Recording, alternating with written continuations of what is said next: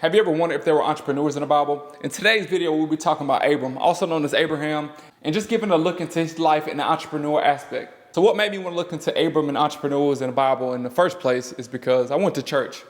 And it was a struggling time. I was trying to find myself in a moment of my life. And the pastor just said, try to find a character in the Bible that resembles your life and somebody that you can see that's going through something, and just try to learn from their mistakes. And Abram stuck out for me, right? Because obviously he's mentioned first in Genesis. So he's like the first entrepreneur person that he gets introduced besides God, right? Besides God, he's the ultimate entrepreneur. So Abram gets introduced, and we are seeing, I start to view him in a whole other different manner than I did previously. Because just seeing him owning livestock. Now, this is the first thing. Livestock back then was the hottest thing on the market. Livestock is something like real estate now, right? Because it grows, the necessity for it is growing, the value is constantly growing. So he was a livestock owner. So that's milk, animal products, meat, all those things. He had livestock. So just by having an asset that grew in revenue, okay, that it gets some type of relatability on today's age with an entrepreneur, like I said, relating to real estate. Or if you talk about me, I own vehicles that I rent out, so that's considered an asset. Okay, now it shows you, right, he's an entrepreneur. And I was able to see him in more of an entrepreneurial angle. Instead of just a Bible figure, right, okay, he's just the figure in the Bible. No, let's just go ahead and look at him as in something that we are. Because obviously you may be an entrepreneur, whatever it may be. But you're able to view him in a way, it's like, okay, he's an entrepreneur. You see Abram as the owner of an asset, right? An asset, not a liability, an asset, something that's growing value over a period of time. And also as well, he made connections with other livestock owners. So, and the biggest thing is about entrepreneurship, especially me getting in here, everybody always talked about you networking, making connections, because your network is your net worth. So the more people you know, the better you go end up succeeding inside your niche or your just within your space, your business type, right? And just to see that he had connections as well. So now you're telling me, okay, now it's amazing, because you can say, Abram just talking to somebody, hey, you can go over there and I'm still going to get a piece of that. Or when a person comes from your town to my town, I'm going to give you some revenue. Like, okay, so now he's creating a whole ecosystem of money to flow just by making connection with other livestock owners. Okay, so now it starts to trigger my mind. I'm like, okay, that makes sense. Okay, networking, I got that down pat. Okay, now getting an asset that generates revenue and also increasing value over a long period of time, I got that. The biggest thing that hit me overall is him going to save his brother Lot. So obviously, if you know, okay, now Lot and Abram, first of all, God has blessed them, right? God has blessed them 1,000 times over, right? That he has blessed them with so much money, and that they're growing their community so fast. They got so much that Lot and Abram end up coming together and say, you know what, hey man, I think we need to split and go to different areas. So Lot chose Sodom and Gomorrah down in that area, and Abram ended up going to Mamre.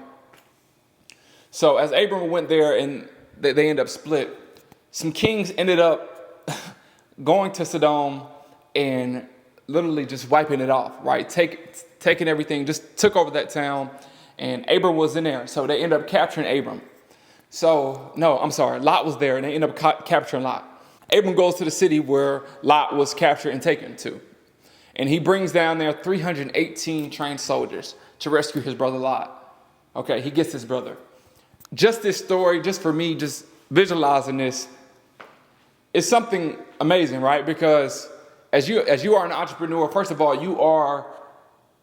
everybody can't be an entrepreneur. This is a different level of a job, right? You are completely saying, God, I trust you. God, I give it everything to you. I don't know what's going to happen tomorrow within my business, but I trust that you're going to look out for me, right? So you got to have faith on a whole nother level to be an entrepreneur. That's number one.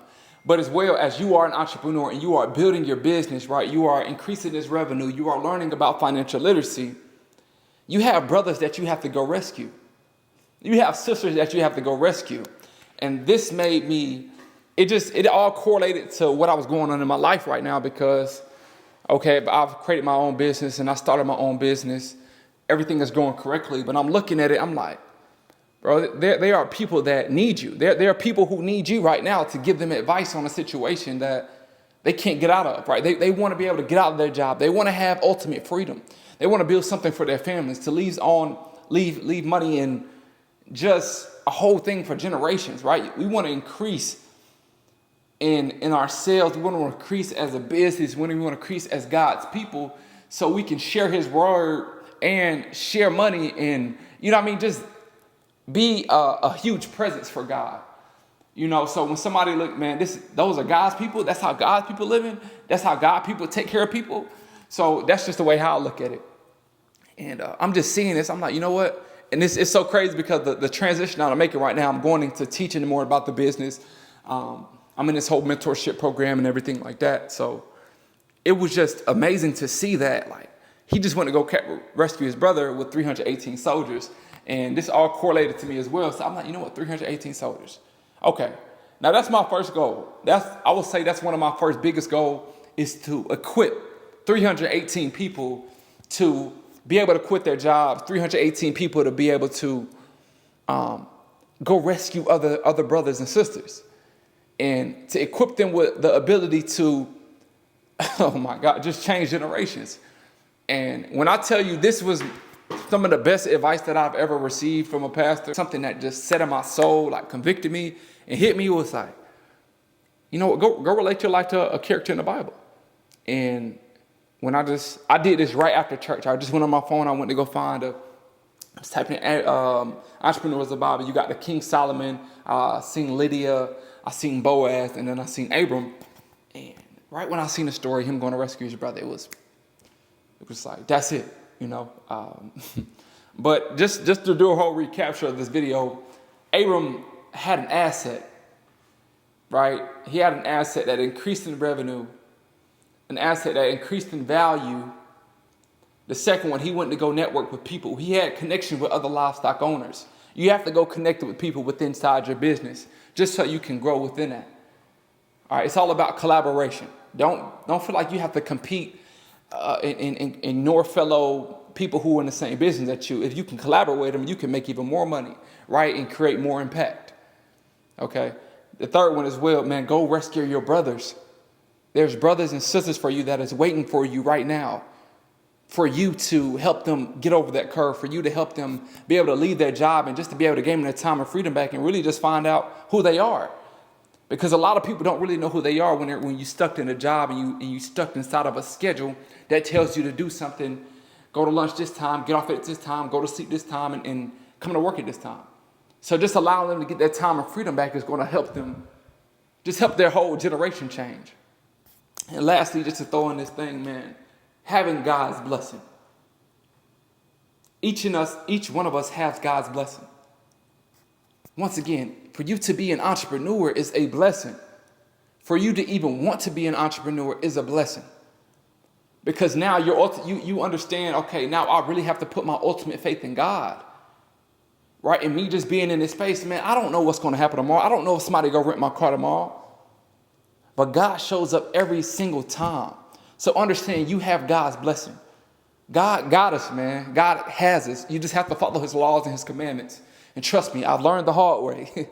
I've learned the hard way, right? I'm talking about 50% of my income just by having an ego and not understanding and being grateful for what he has blessed me with. You know, I can go on a whole nother tangent, but I just really want y'all to capture this from this video. Understand that there were entrepreneurs in the Bible. Learn from their mistakes. Learn from what they did as well. Having that asset, making connections, helping other people as well. And you're going to be a successful entrepreneur.